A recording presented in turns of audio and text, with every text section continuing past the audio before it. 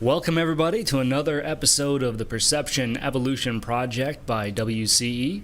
Today, we're joined by a very, very, very special guest, Jim Silveira, 45 plus years. Yeah, that's right. Applause. Can we get that up?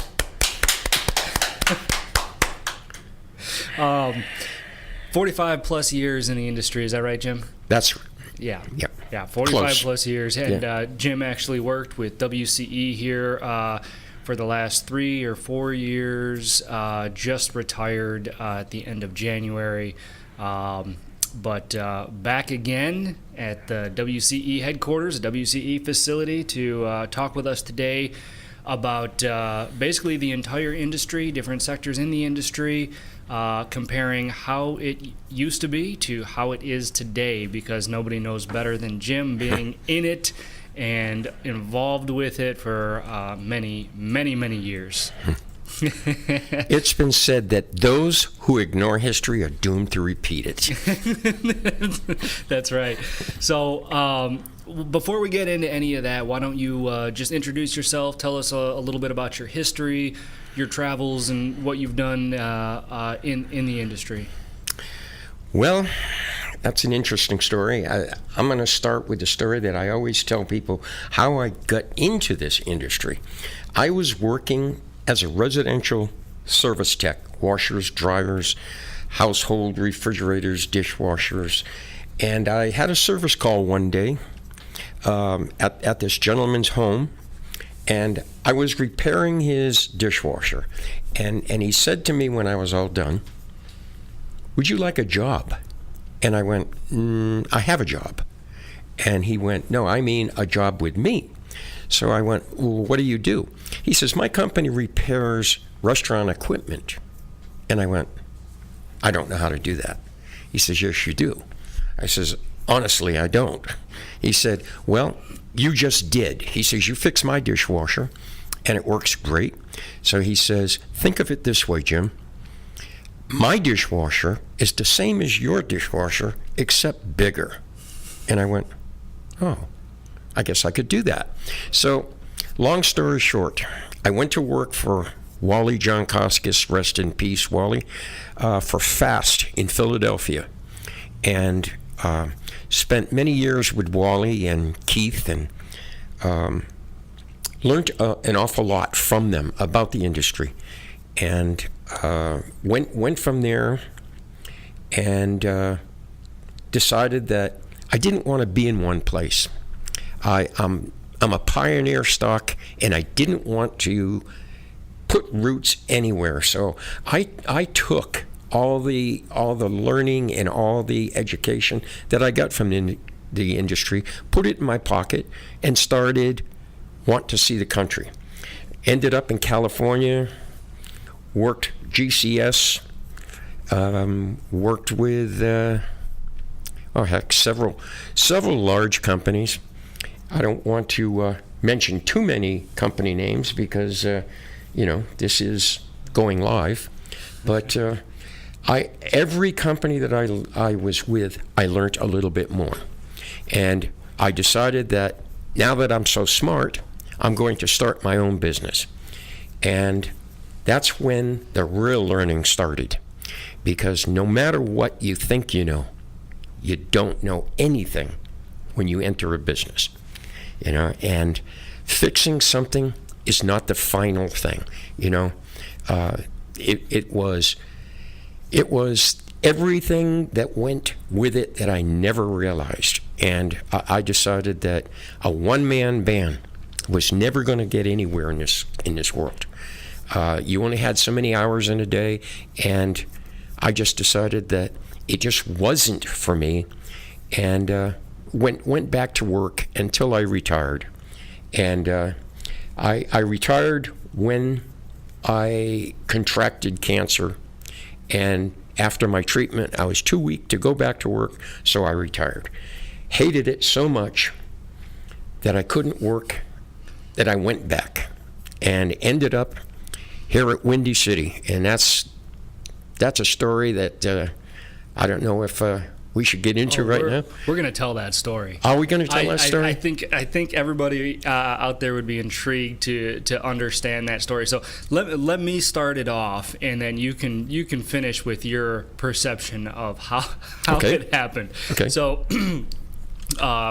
at the time, I think it was 2014. I want to say 2014. Windy City, we were still small. I think we had, including me and my dad, probably 5 employees, something like that.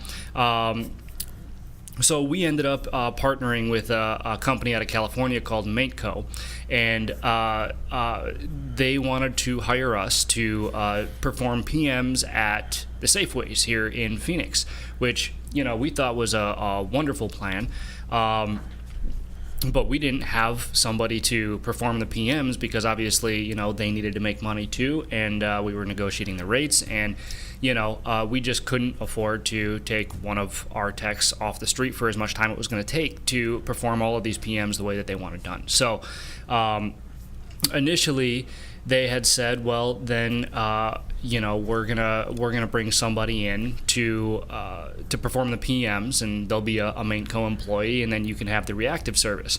And naturally, I told them to piss off, because then there was absolutely nothing at that point in it for us. And let's be honest, we still have to make a living. We are in business, and so after I said that, they realized, okay, well, maybe this isn't going to work. So why don't we give you, meaning me, the number of the guy that we were looking at, that we found his resume, retired technician, and why don't you just bring him in and talk to him. So that's when we called up Jim here and set up an appointment. He came in, and the very first thing that he said to me, I'll never forget this, the very first thing that Jim ever said to me was, "You just wanted to make sure I didn't have an oxygen tank hooked to me before you hired me. Is that right?" Immediately, I knew that he was going to be hired, obviously, at that point.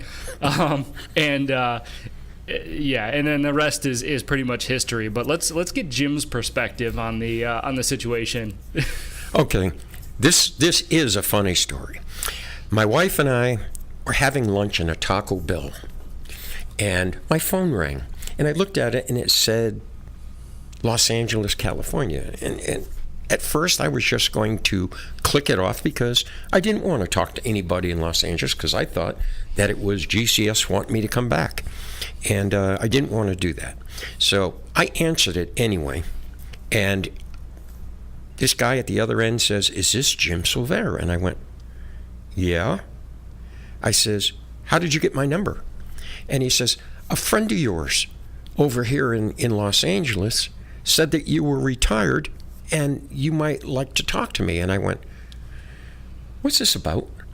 And so he said, "This is," I even forget his name right now. He says, from Mateco in Los Angeles. We do service for all the Safeways in several states.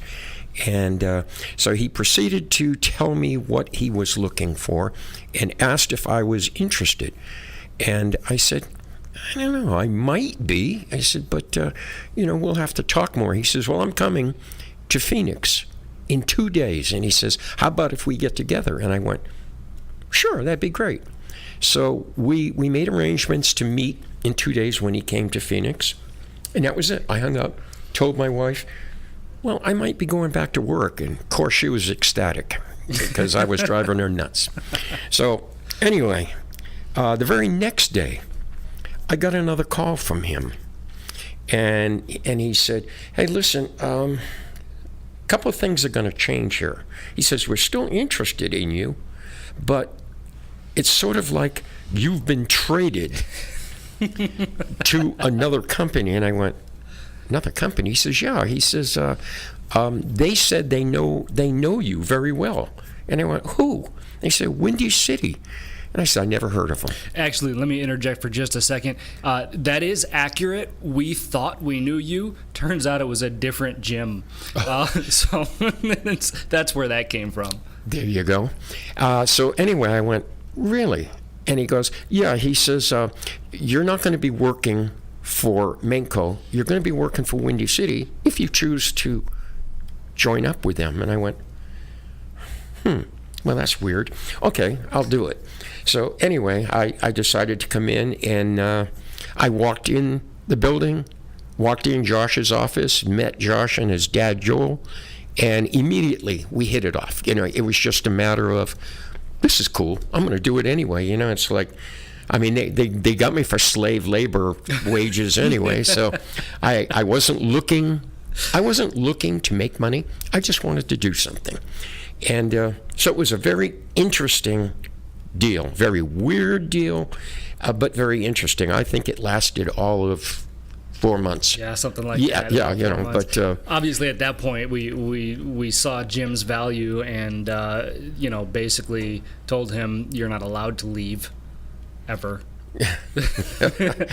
And like I said, slave labor, so it was part of the trade, Yeah. You were under contract. Yeah, and then I found out that Arizona had a minimum wage law, and yeah. So that's the story of how Jim came to be a part of Windy City. And like I had said before, when he came in, it was a team of I think 5 guys with him, maybe made 6, and that might even be generous at the time. I don't really remember, but the point of that is a lot of what WCE is today can be traced directly back to the influence that Jim actually had on this company.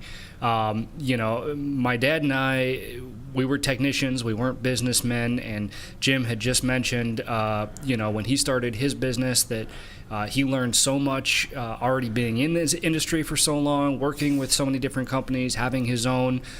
He was just a wealth of knowledge coming in. I mean, before he came, we were still driving beat-up old pickup trucks, wearing ripped-up collared shirts and jeans, One of the first things he said to us was, "Why the fuck don't you have uniforms?" So, Yep. It evolved really from there. But that's the story of how Jim came to be such a big part of this company and why he's sitting here today, to provide value for everybody here listening. So, Jim, before we get into the questioning, is there anything else that you want to add some perspective to our audience? For our audience, I should say. Well, all I can say is Windy City evolved. Windy City made a change 4 years ago that impacted the company forever, and not just getting vehicles and uniforms. It was an image thing, and it was the fact that Windy City was probably one of the last companies in America to enter diversified service. They were 100% hot side repair, did not have any plans, to my knowledge at the time, of getting into refrigeration and air conditioning and adding it to their bag of tools.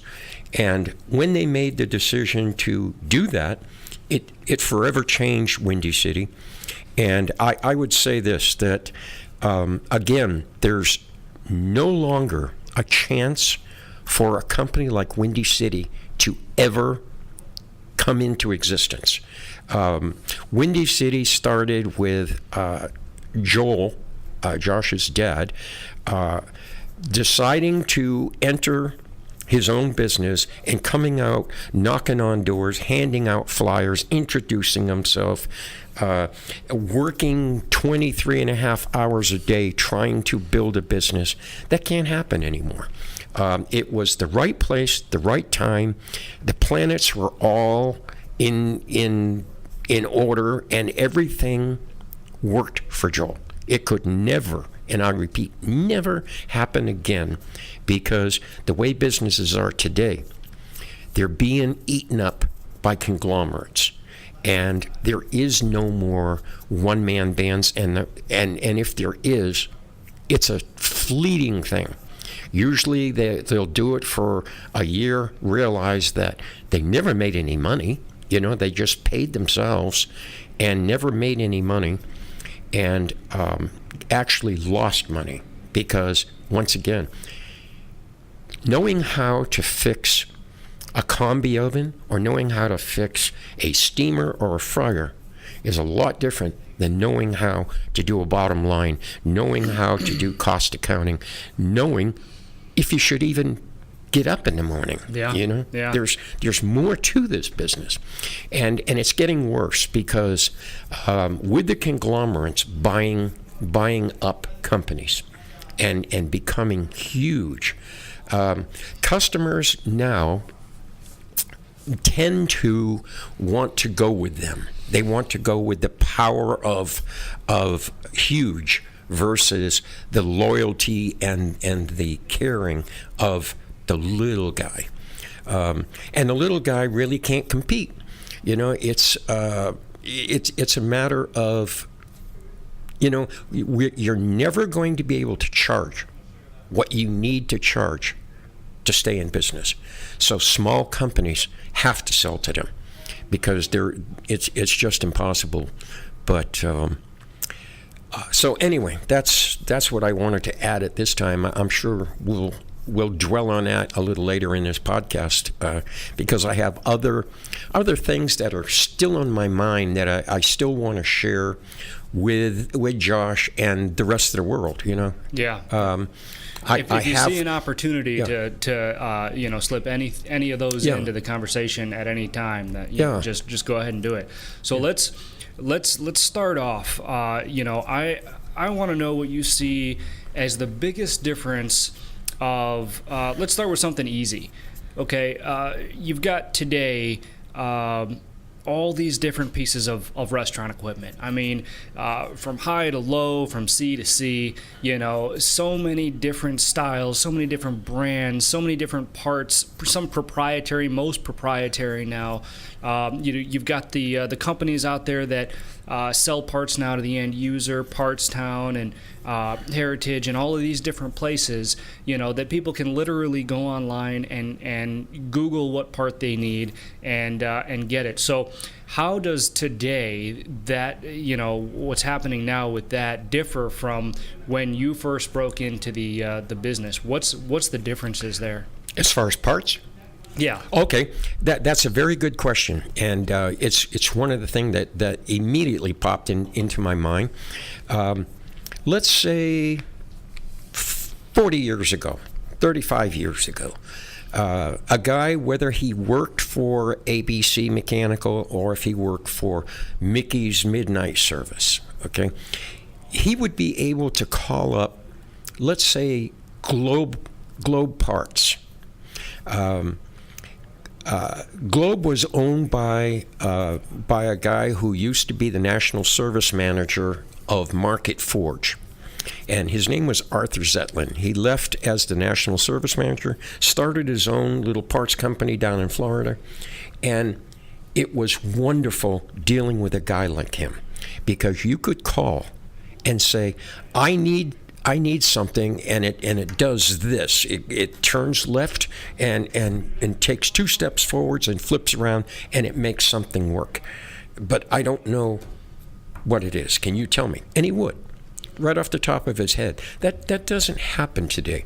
Now you call up and you'll get this pool of people who maybe last week used to work in at a Home Depot or at a McDonald's.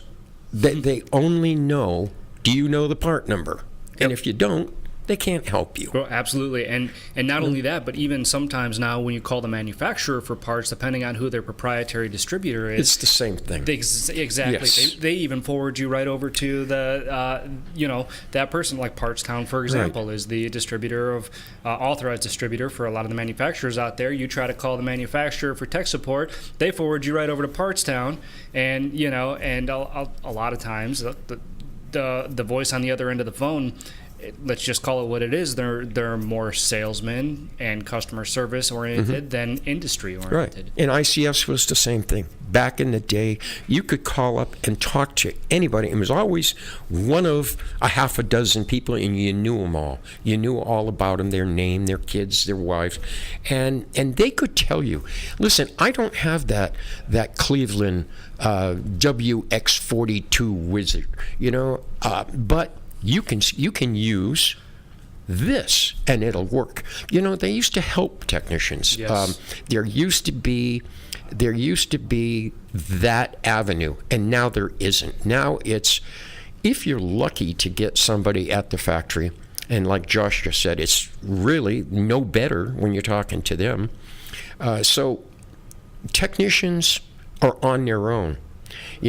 Luckily here at WCE, they're fortunate enough to have one of the best parts guys in the country, and that was another thing that when Windy City was making their transformation into the other world, they made that decision that yes, you know what, he's going to be expensive, but we can't afford not to have him. Yep.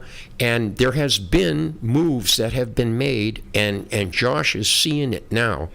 5 years ago, it would have been, oh no, I can't do that. That's too risky.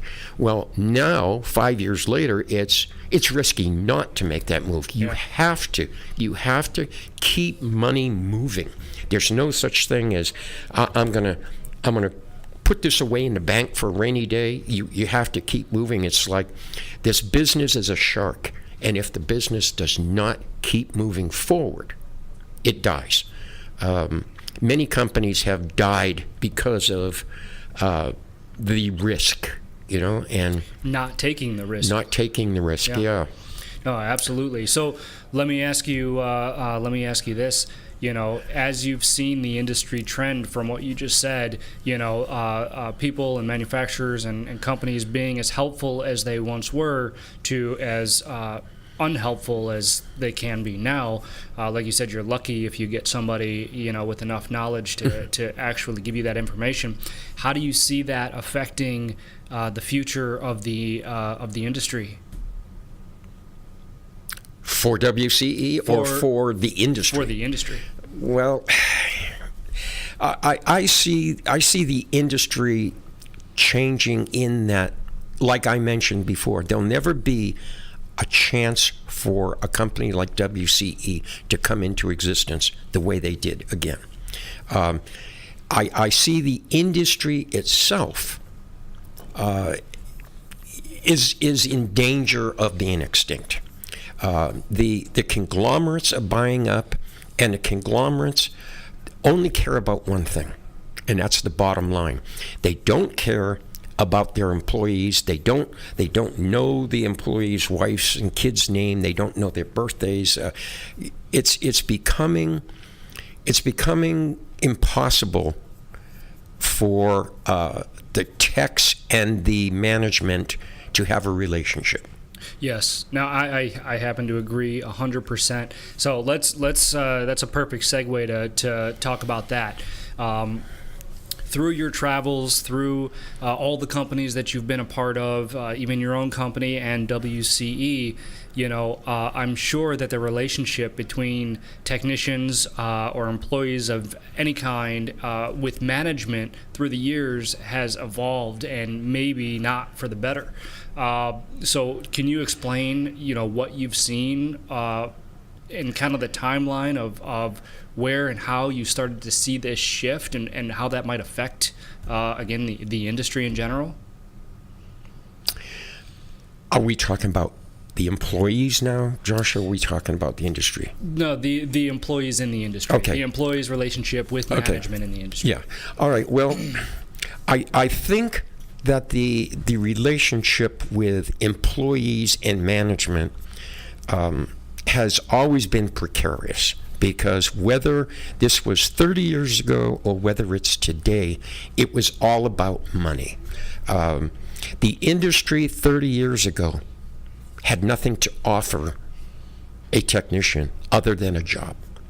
And they had They had no benefits. There was no hospitalization. There was barely paid days off. And so it was all about the management and the owners making the money, and the techs just getting their crumbs. And a lot of good people left the industry. And, you know, it continues today. And the biggest problem that the industry faces, and this is a warning if anybody's listening, training. There is absolutely no avenue of recruitment, you know, other than steal from another service company. Steal is a harsh word. Let's just say pilfer, you know, and that's what happens if a guy is unhappy with his boss on Tuesday. If you find him at the parts house or at a Wendy's or something Wednesday, and you offer him a job for a quarter more, he'll go. Right. You know, and that's what's happening. And the people, even if they're not fully trained or fully qualified, become very valuable because there is no minor league system in our industry. Okay? Electricians, plumbers, they all have training. You know, there's training places that they can get brought into this industry. HVAC and refrigeration somewhat has a pool that is still coming. It's not a very good pool, but it's something. But the overall food service equipment technician, there's no training for them. There's no university, no technical courses.